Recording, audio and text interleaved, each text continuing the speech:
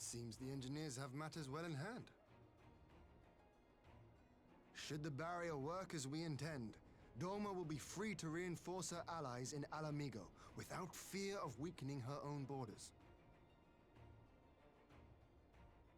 Honored friends, the time has come to put your hard work to the test. Start the generator.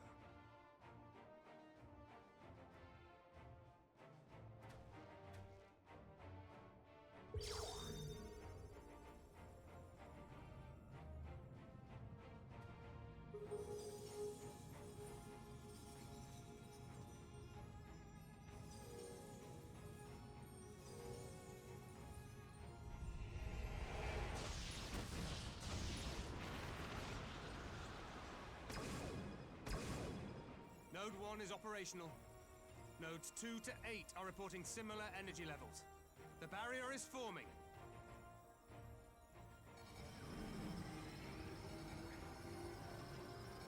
$1,000 yards, 2,000, 3,000. Expansion remains smooth. No fluctuations detected.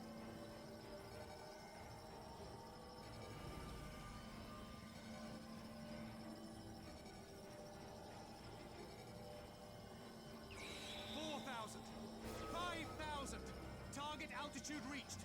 The barrier is holding steady at 5,000 yards. We've done it!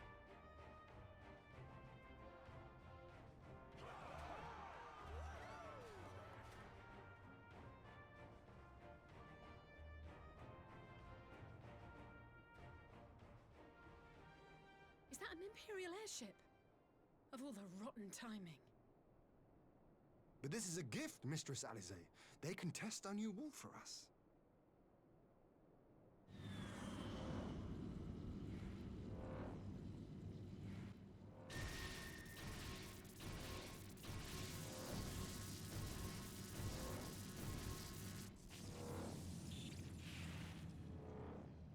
Seems solid enough, though I was hoping for a fireball.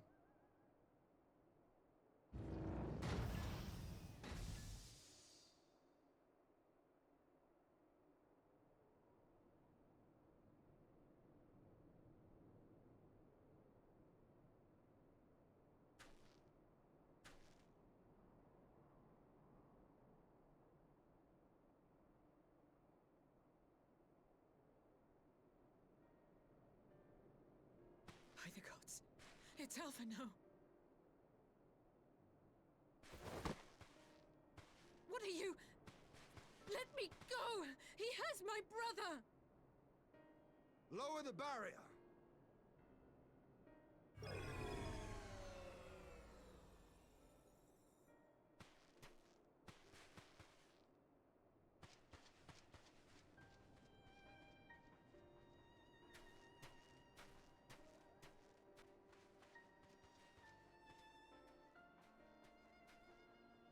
Be at ease, girl.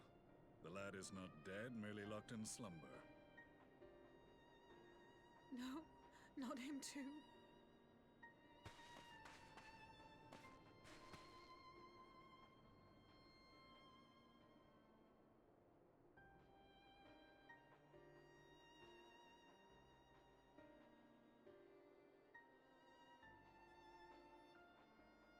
We could identify no cause and found no remedy.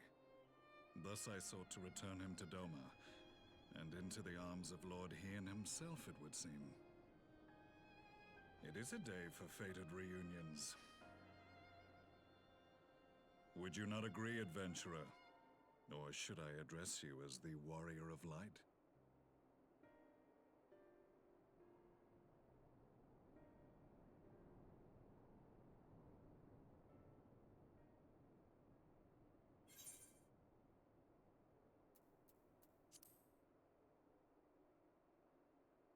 Aye, Gaius van Baelsar, the Black Wolf. That was the title I was given, one I have long since relinquished.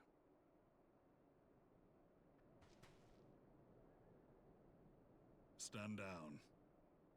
The legatus of the 14th Imperial Legion died in Castrum Meridianum. I am no more than Gaius Baelsar, a man without rank or allegiance. Impossible. There's no way you could have survived. Do you remember how it unfolded? How I was deceived by La Habrea? How I was convinced that reviving the Ultima weapon would allow me to bring peace to Eorzea? The Ascian used me, as he used so many others, all to further the restoration of his wretched god. Yet even with the might of Alec at my command, you bested me. And as the Praetorium went up in flames, I was content to burn along with it. For a moment, at least. A moment of folly. To surrender my life thus would have been to betray all who died for my cause. It was for them that I dragged myself free of the rubble, and swore vengeance on the Ascians.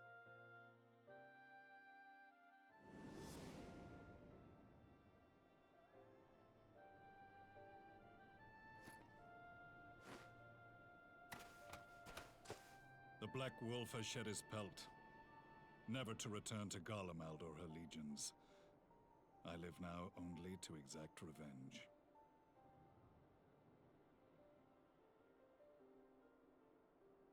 My principal quarry was to be La Habrea, whom I gather you have since ushered unto oblivion. But so many more remain. Long as their kind lurked in the shadows, laboring to sow chaos throughout our world, I would see each and every one dragged into the light and put to the sword. Are the Scions not of like mind? In this single respect, perhaps. Then I shall continue the partnership the boy began, and share what intelligence I have acquired. Among the Ascians, the black-masked ilk are subordinate to those who wear red. This you already know. Yet among the red there exists a hierarchy. Those set adrift with the shards clearly stand below those still joined to the source. Nabriales, who once dared to intrude upon the Rising Stones, belonged to the former group, and while he was indeed a dangerous foe, his powers were inconsequential next to the paragons of the source. The first was La Habrea, who plagues us no more. There is also the white-robed Elidibus, and the elusive Emmet Selk, about whom little is known. We have files on La Habrea and Elidibus, but I believe this Emmet Selk is new to us? As I assume my brother told you, we have evidence to suggest that an Ascian now walks in the body of the Crown Prince. Have you identified this interloper? Elidibus seems the most likely culprit. As emissary, it is his role to maintain the equilibrium between darkness and light. Your many deeds in Hydaelyn's name have upset the balance, and I believe he seeks to restore it by throwing his considerable power behind the Empire. As a leader of the Ascians, he is one of our primary targets. It was on the trail of this very prey that the boy and I came across the scene of a failed uprising. In the absence of a single Garlean casualty, we inspected the bodies of the rebels, and the lack of any external injury drew my immediate attention. They had been slain by Black Rose, an alchemical invention of the Imperial Army. When I yet served as legatus, I ordered its production halted, and all stockpiles destroyed. Toxic gas is not a tool of conquest, but of extermination. Toxic gas? This must be the new weapon Maxima warned us about. Something deadly enough to sweep away all resistance in a matter of hours. Gods. You don't think they're planning to use this in Alamigo, do you? Put your fears to rest. We infiltrated the production facility and destroyed all existing stores of the chemical along with the plant itself. Even should they rebuild the operation, they will not soon manufacture another batch. Regardless, I would draw your attention to a directive we discovered in the plant's records. The document was marked with a recent date and authorized with the signature of one Zeno Galvus.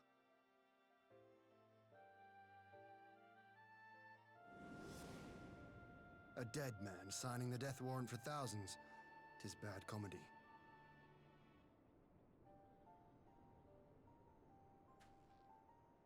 But the tale does not end there. Within that same facility was a chamber filled with devices of elegant design. Cloning technology, we realized. And what should we find in each and every incubator? But a young Emperor Solus.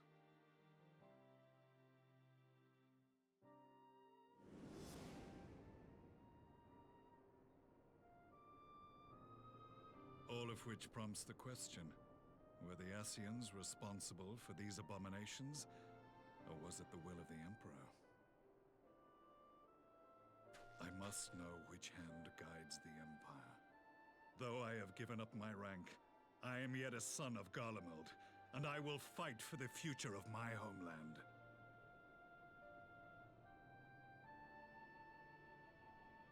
It is time I return to the hunting of shadows.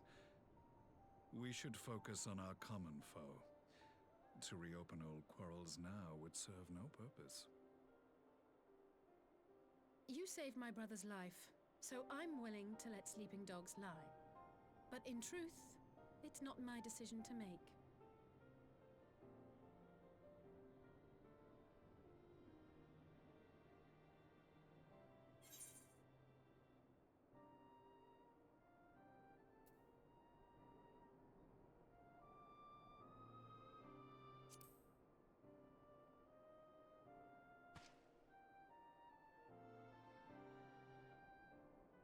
There was a time when I scorned those who placed their faith in false gods, even as I, in my blinkered conviction, place mine in Ascian promises.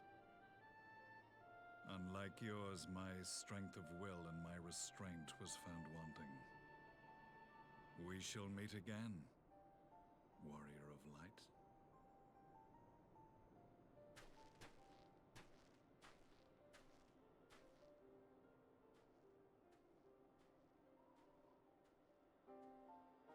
So that was the infamous Black Wolf. An unexpected ally, to say the least.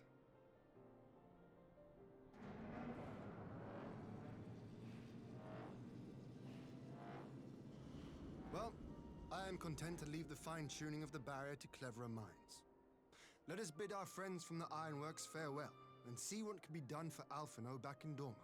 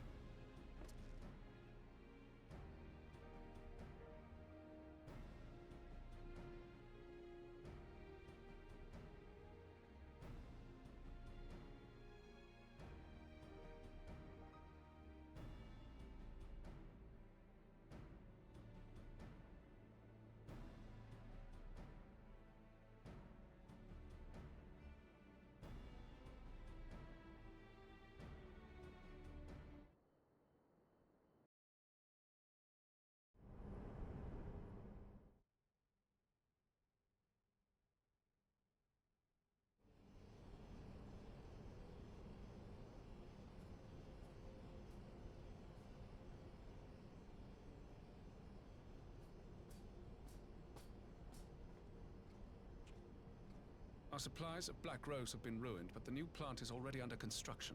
We should have the first batch ready in time for the offensive, Your Radiance. See that you do.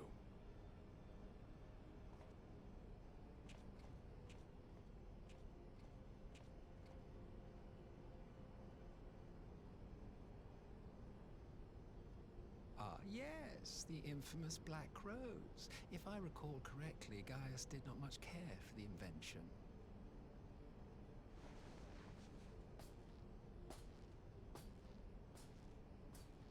A ruthless and indiscriminate weapon indeed, this airborne poison. It seems you are capable of making decisions worthy of your bloodline.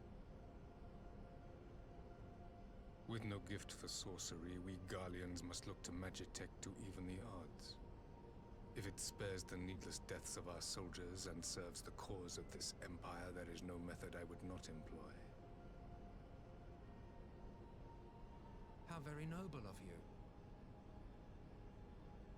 Truly, though, I must commend you for embracing your role as Emperor. You play the part of the determined ruler well. Sometimes even I catch myself believing.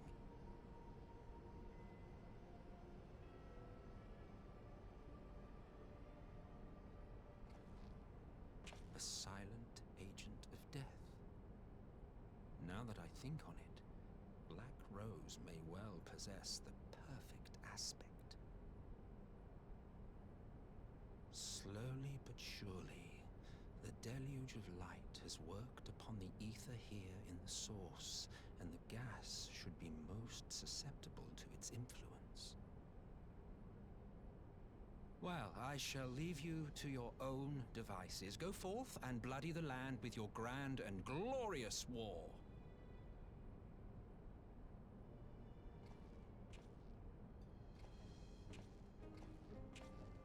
While you do what, precisely?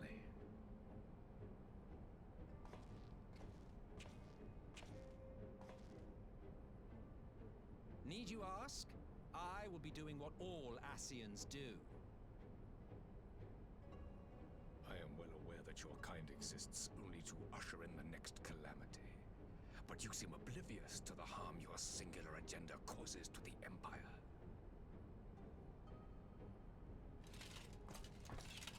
You cannot have forgotten the events which followed your mortal demise.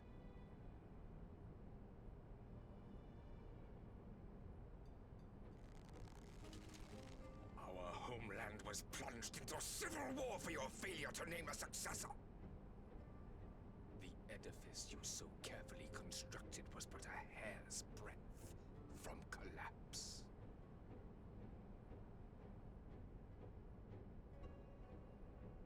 Are you truly so naive? You thought me oblivious to the consequences of a departure so painstakingly timed? It was by design? Well, of course it was.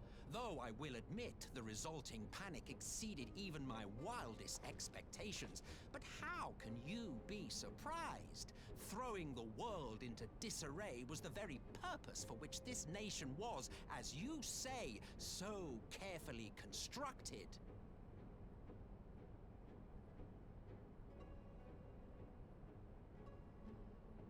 Now, if you have no further questions, I must be on my way.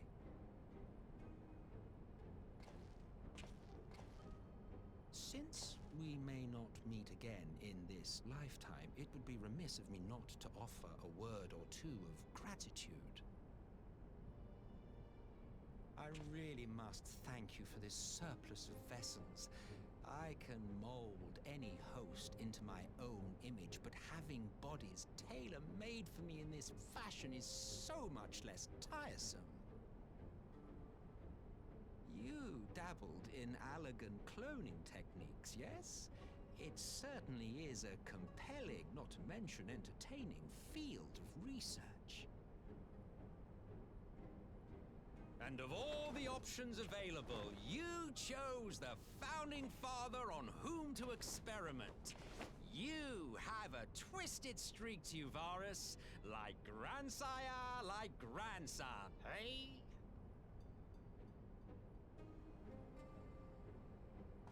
If events play out as planned, this will become something of a family enterprise. You will be the capstone of this world, I, the anchor and shard, and together we will give the lie to this star's fraudulent existence.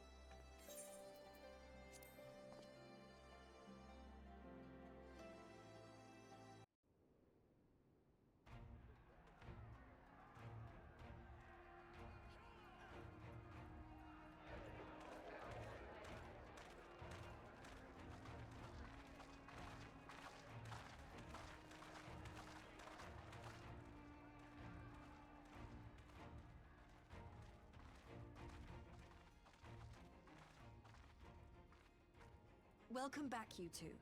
Greetings, Lord Hien. Glad you could join us. Glad to be here. I would have come sooner, were our own defense is not in question, but I am pleased to report that our soldiers are assembling for deployment to Alamigo as we speak. We're grateful for your support. Thanks to the efforts of our allies, it won't be long before we've established defensive positions on this front as well.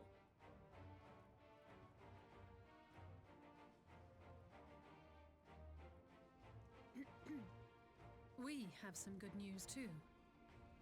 Alphino has come back to us. As for the bad news,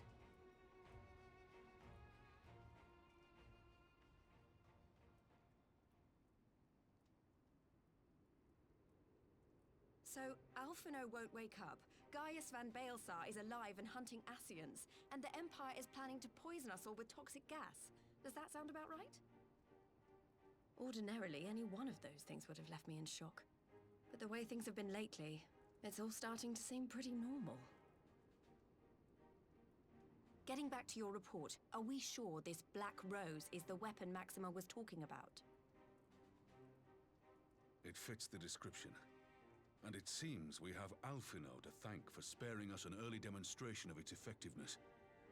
I have a feeling this won't be the last time his bravery in the Empire will serve us here in Eorzea. The threat of an unknown weapon has had us all on edge. But now that we know what we're dealing with, we can take steps to defend against it. As for Gaius, I'm not sure what to think. Am I happy he's alive? Not in the slightest. Am I happy he's hunting Ascians? Aye, I'd have to say I am. Oh, speaking of Garleans you didn't expect to see, we have a tale of our own, as it happens. When we sent envoys to the Imperial Army to request talks, They returned with the message that Varys Zos Galvus would be attending.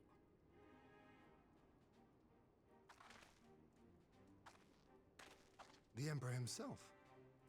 Well, Varys did sanction the Popularis peace mission. But knowing that an Ascian walks in his son's skin, I do not see how we can trust him or anyone from that nest of vipers. The Alliance would proceed with negotiations regardless, if only to give ourselves more time to prepare. We do, however, require your cooperation. Right. Yes. So, as a condition for the talks to go forward, the Empire has requested that a member of the Scions be present. There'll be a representative from each Alliance nation, of course, but I'm afraid we have to ask that you come along too.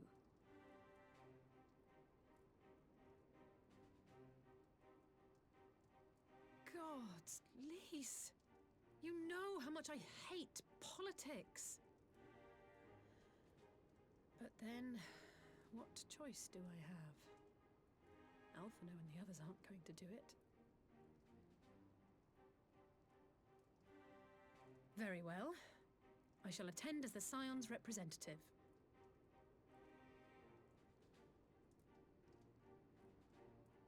In case you're wondering why I didn't ask you, the Empire also requested the presence of Eorzea's champion.